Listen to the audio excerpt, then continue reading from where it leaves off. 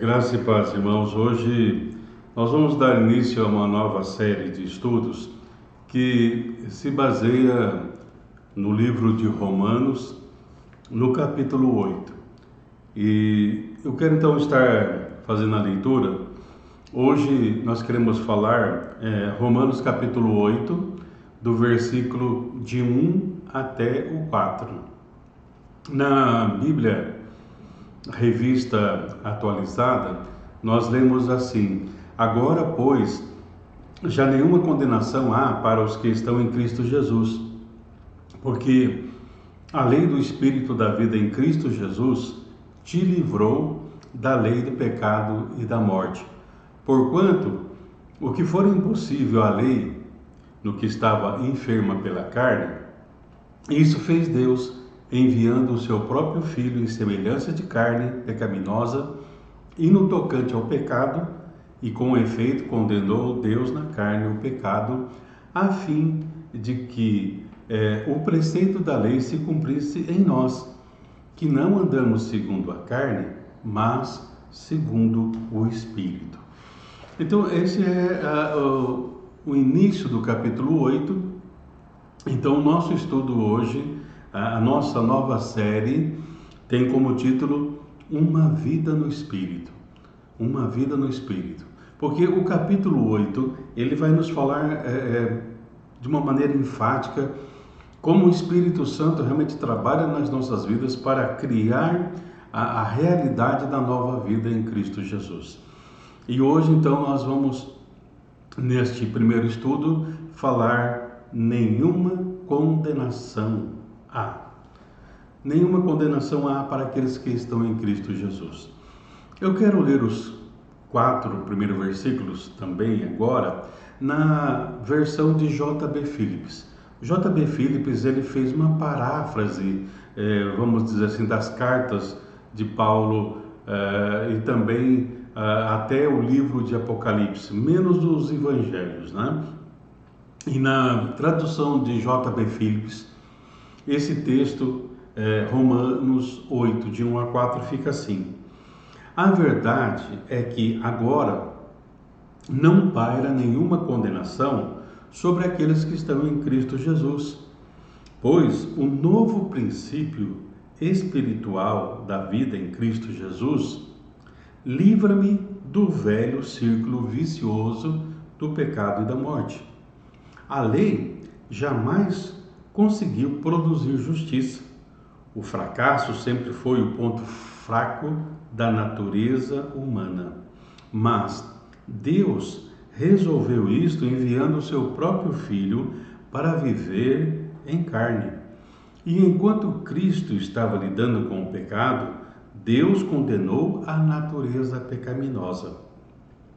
Por isso, temos condições de atender às exigências da lei, pois não estamos mais vivendo de acordo com as ordens da nossa natureza pecaminosa, mas sim em obediência aos estímulos do Espírito.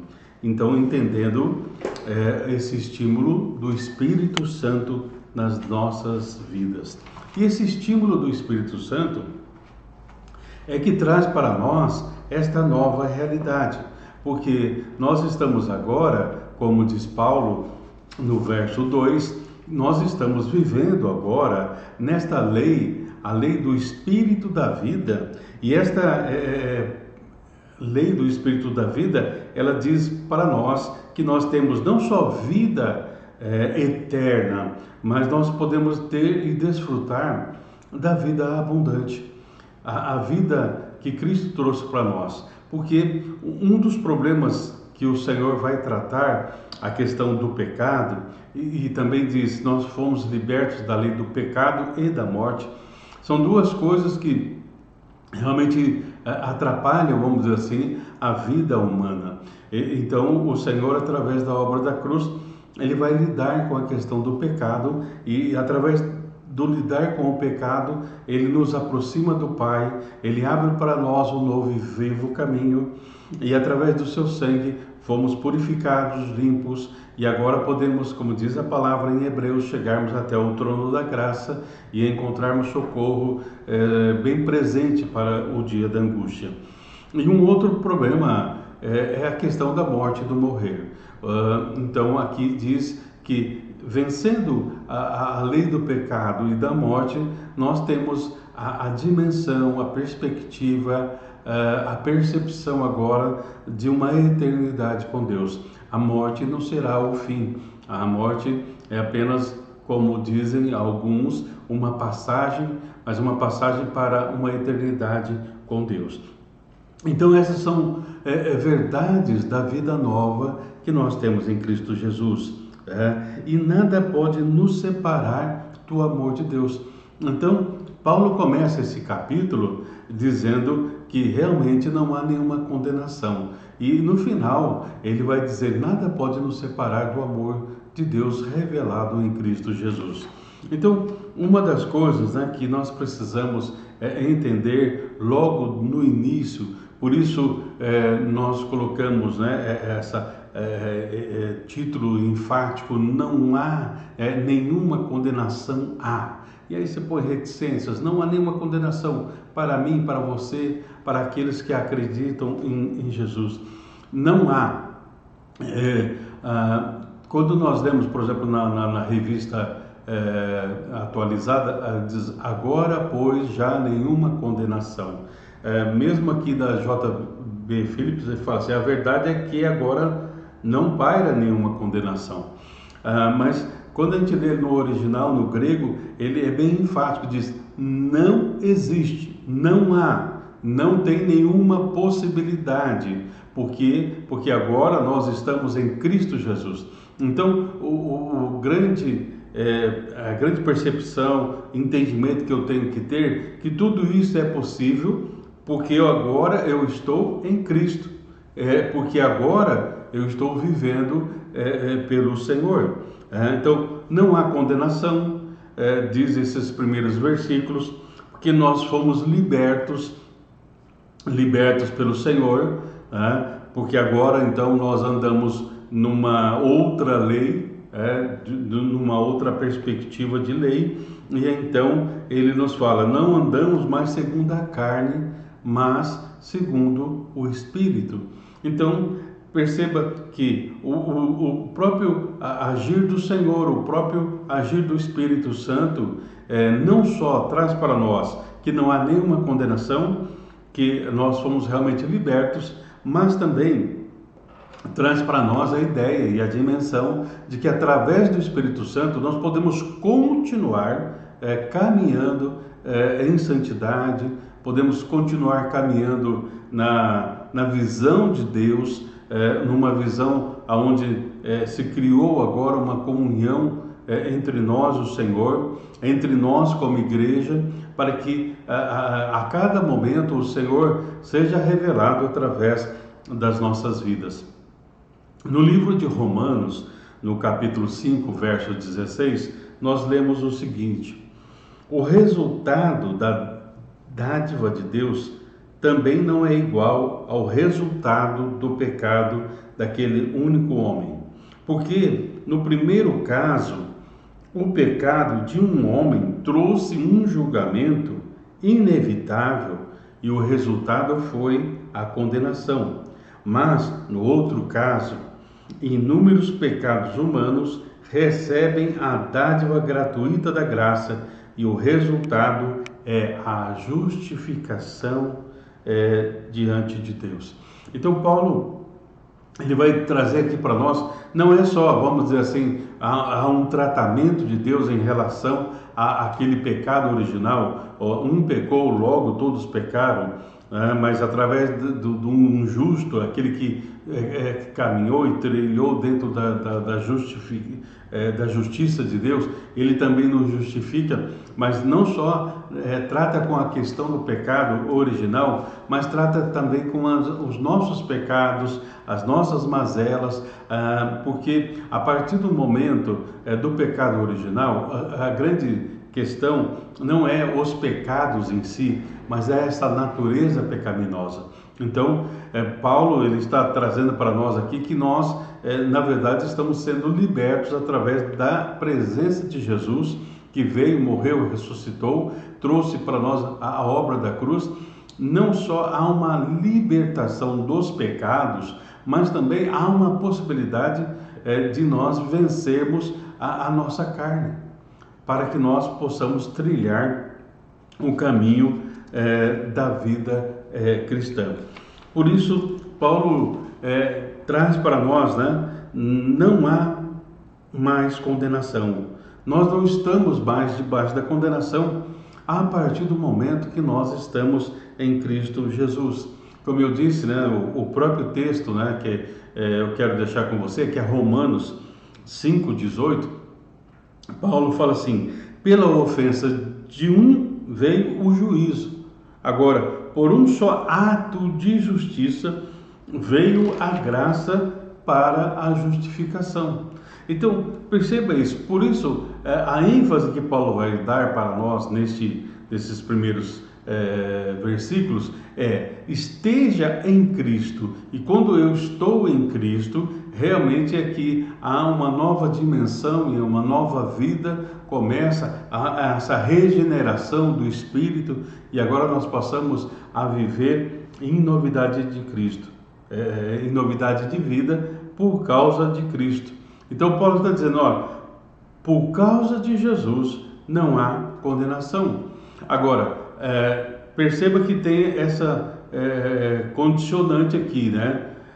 Em Cristo, você tem que estar em Cristo, uma preposição que significa estar dentro, inserido dentro do contexto e dentro da pessoa de Jesus. Isso é um mistério espiritual, mas que revela que nós podemos estar conectados com o Senhor Jesus através do Espírito Santo.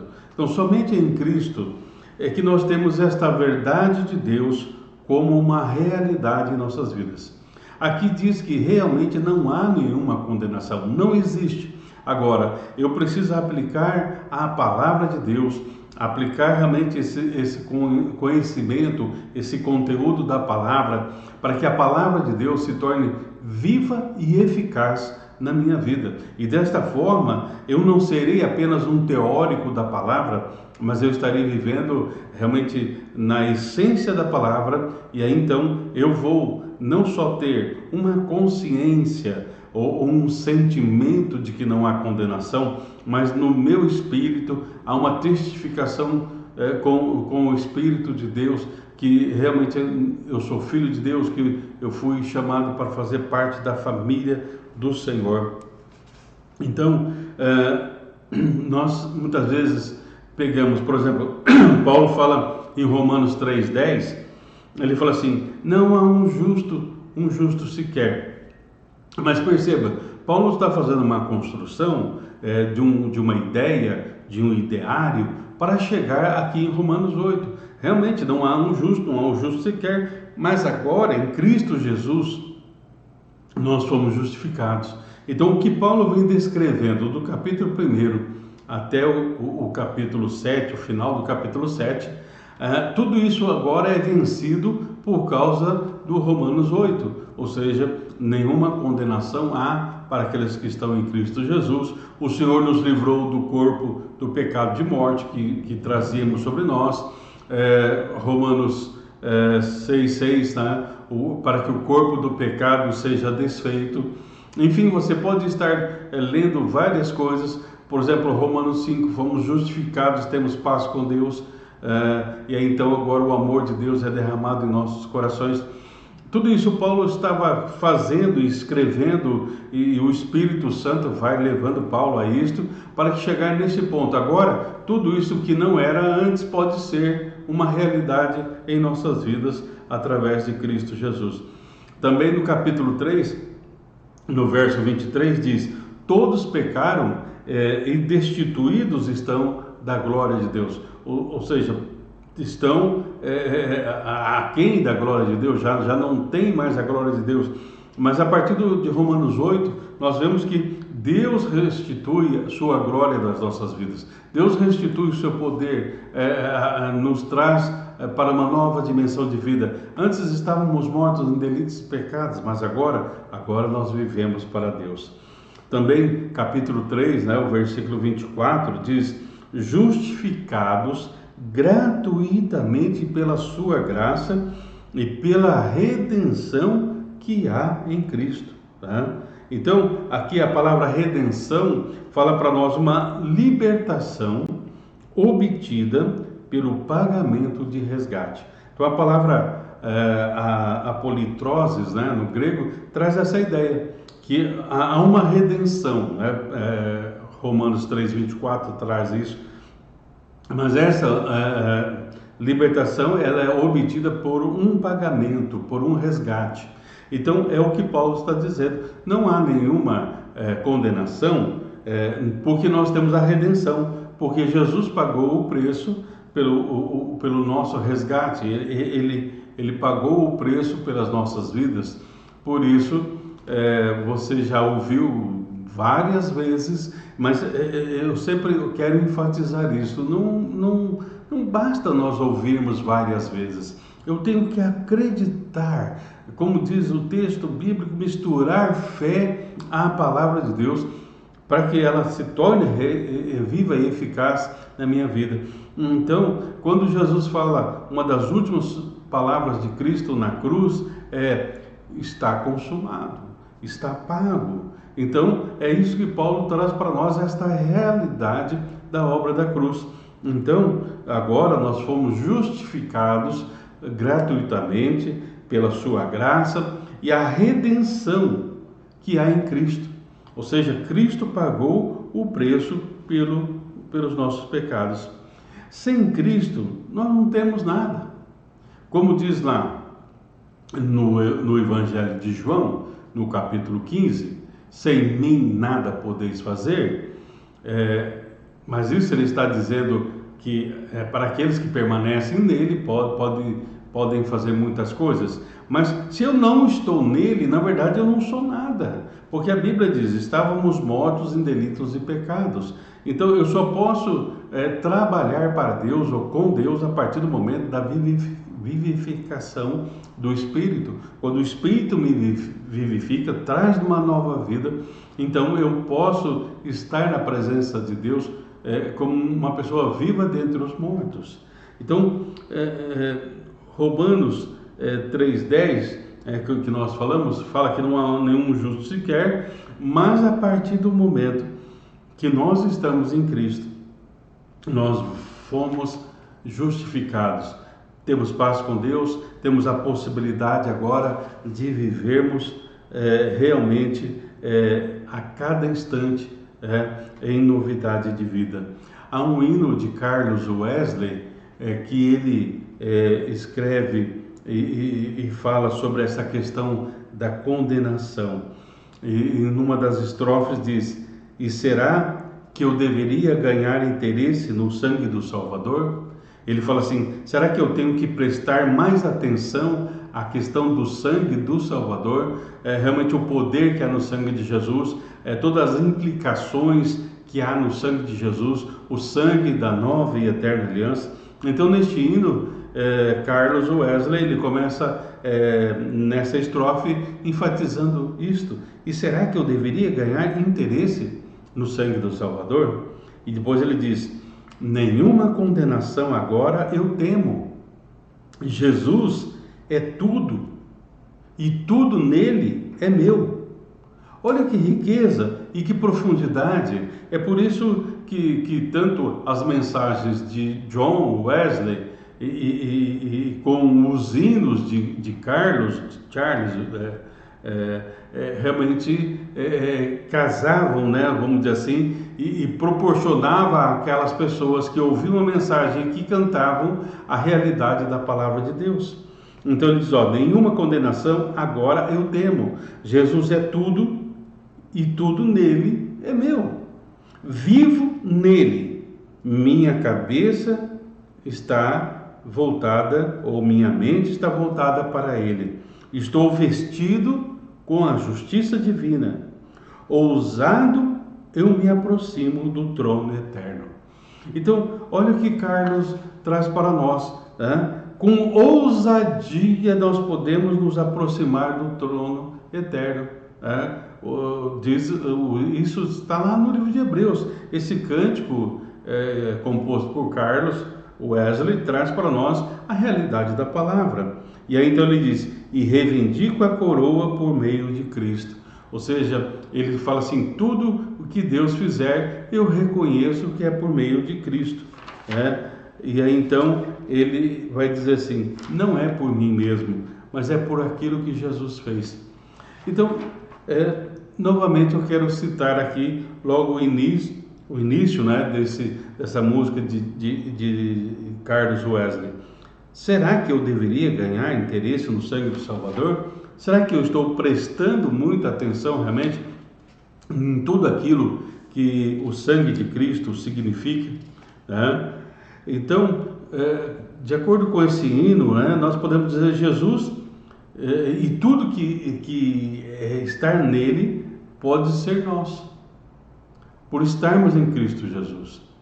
Então, ao invés de eu enumerar: ó Senhor, me dê isso, me dê aquilo, Cristo, Ele é tudo e está em todos nós. Então nós precisamos ter esta ideia e trabalharmos. O trabalhar que eu falo é ceder lugar à ação do Espírito Santo para que a realidade de Cristo possa estar realmente nas nossas vidas.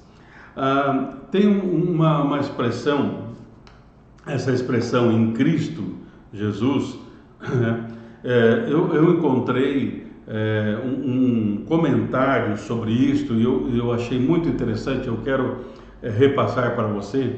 O autor é Fábio Vaz dos Santos, um pastor batista. Ele diz assim, sobre a expressão em Cristo, tá? Tal expressão abrange um leque de significados, todos eles, porém, intrinsecamente conectados entre si, formando um bloco único, uma poderosa ideia teológica, matriz e motriz, que define e impulsiona o conceito paulino de identidade cristã. Então, esmiuçando aqui, ele vai falar assim: existe um leque de significados, mas eles estão todos de uma maneira conectados, eles estão na sua essência conectados num bloco muito maior, né? E esta ideia do estar em Cristo, ele fala assim, é uma ideia teológica, a matriz, ou seja, a raiz disso, e a partir desta raiz, dessa essência motriz, há em nós, ou melhor, a partir da essência matriz da raiz, e traz para nós realmente uma referência motriz, ou seja, uma motivação, um impulso, uma impulsão para nós vivermos tudo aquilo que o Senhor traz para nós. Uma outra expressão é essa ideia em Cristo, com Cristo, que são expressões cognatas. É uma expressão que, de certa forma, vai expressar a mesma coisa, ou seja, você tem que estar em Cristo.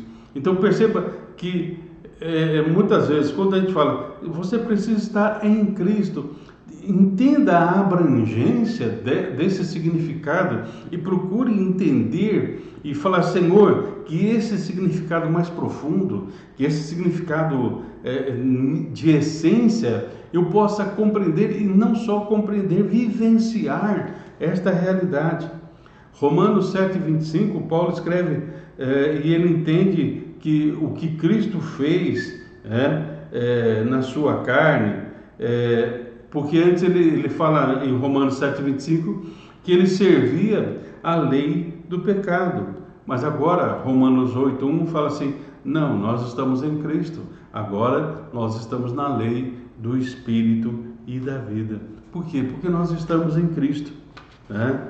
E essa luta, vamos dizer assim, contra o pecado, que Paulo descreve no capítulo 7, agora nós não lutamos sozinhos, nós precisamos permanecer agora nesta lei do Espírito de vida. E esta lei trabalhando em nós, o Espírito Santo trabalhando em nós, vai fazer com que realmente nós possamos reconhecer, como Paulo, né? Ele vai nesse capítulo 7, verso 25, ele vai dizer assim: quem me livrará do corpo desta morte? E aí ele reconhece que é Jesus. Jesus que tira esse peso do pecado e da morte, mas não só isso, capacita-nos a viver e andarmos em santificação a cada momento, né? Então, por quê? Porque se estamos em Cristo, nós estamos numa nova lei.